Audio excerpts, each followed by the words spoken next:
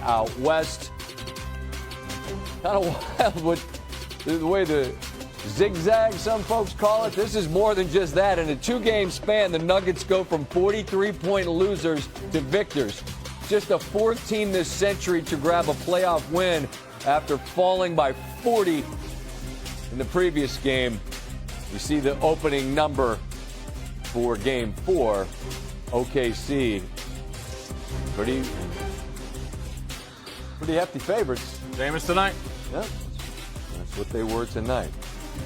All right, we'll go inside the series as Denver bounces back to grab the 2-1 series lead. It was Denver's fourth win against OKC this year.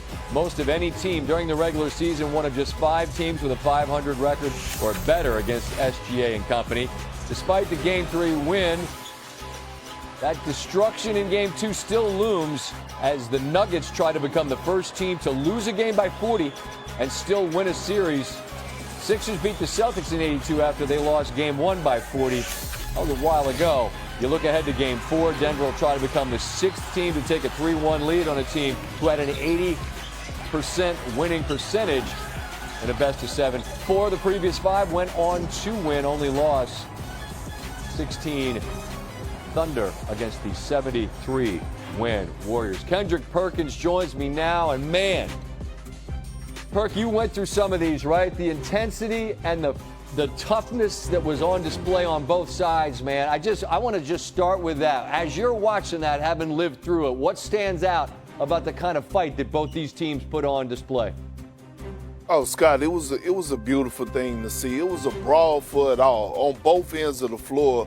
And I know, we're going to dive into the actual game and the players, but let me say this. The Denver Nuggets, they buckled and strapped down defensively. They grinded this one out tonight on the defensive side of things. We know OKC is known for their defense, but we got to tip our hat to the Denver Nuggets, how scrappy they played, how engaged they were, tied on the string. Christian Brown was phenomenal tonight on SGA. I thought Jokic moved those feet all night long in the pick and roll.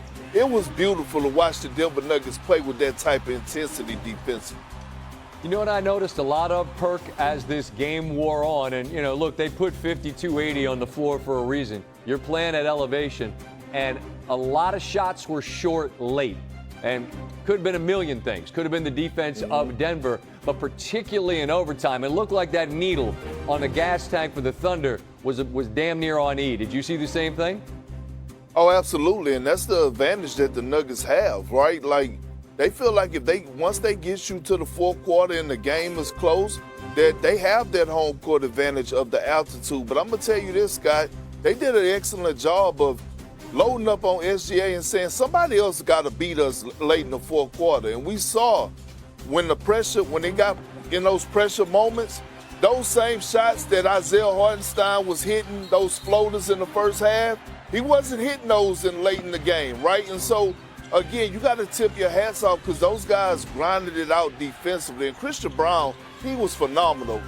Having to guard a guy like SGA, who I think is the best offensive perimeter player in the game, without fouling him, making him take tough contested twos, and making him give up the rock is not an easy task at all. Sometimes you look at the box score and there's just things that don't make any damn sense. If you tell me Jokic goes 0 of 11 from 3, there's just no chance you're winning that basketball game. But it's the elevation of Gordon, whose confidence in 3, I believe Mark Jones said on the broadcast, this is a 43% shooter from 3 in the regular season. We already saw him win a game with a 3. He ties a game with a 3. He and Porter, and then obviously Murray. It's more than ham and egg. That's disrespectful because this team is more than just Jokic. But I'm impressed with all of the role, not the role, but what the way the Stars delivered in their roles tonight to win this game, because you're not winning it with Jokic playing like that unless everybody else elevates.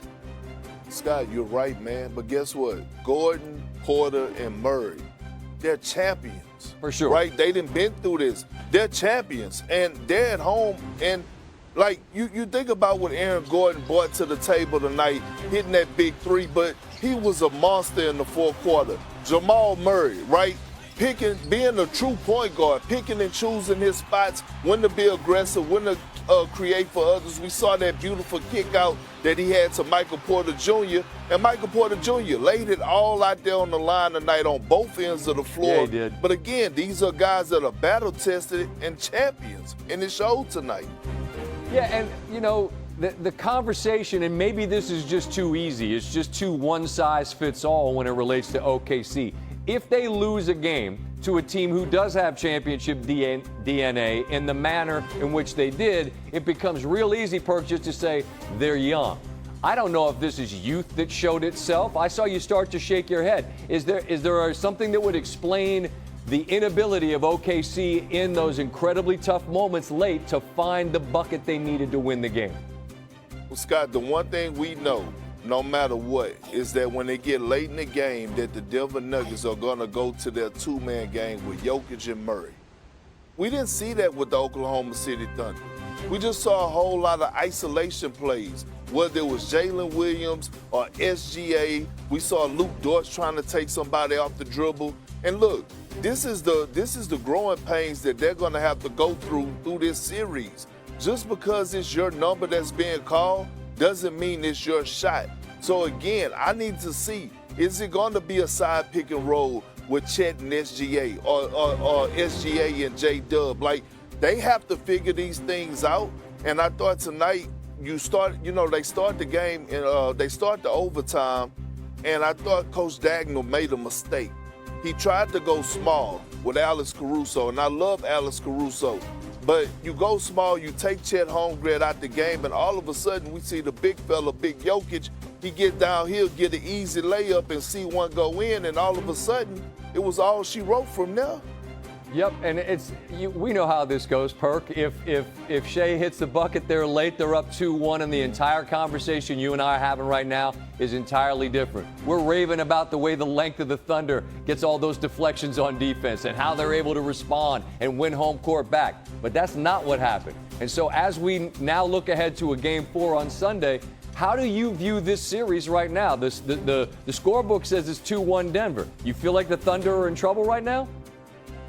I feel like it's going 7 games. That's what I feel like. I feel like the Thunder blew a golden opportunity. You just talked about it, Scott. Jokic shot 8 for 25 from the field. He had so many damn turnovers. This was probably one of the worst games of his career in the postseason. And they didn't win it. And you didn't win it. So you got to make sure, if you're the Oklahoma City Thunder, if you're Alex Caruso, who's a champion in that locker room, you got to make sure that these guys stay positive and stay even keel. That even keel term is a real thing in the postseason, Scott. You never get too high and you never get too low. But I just can't. It's going to be hard for me to believe that the Oklahoma City Thunder could duplicate what they did to Jokic tonight defensively.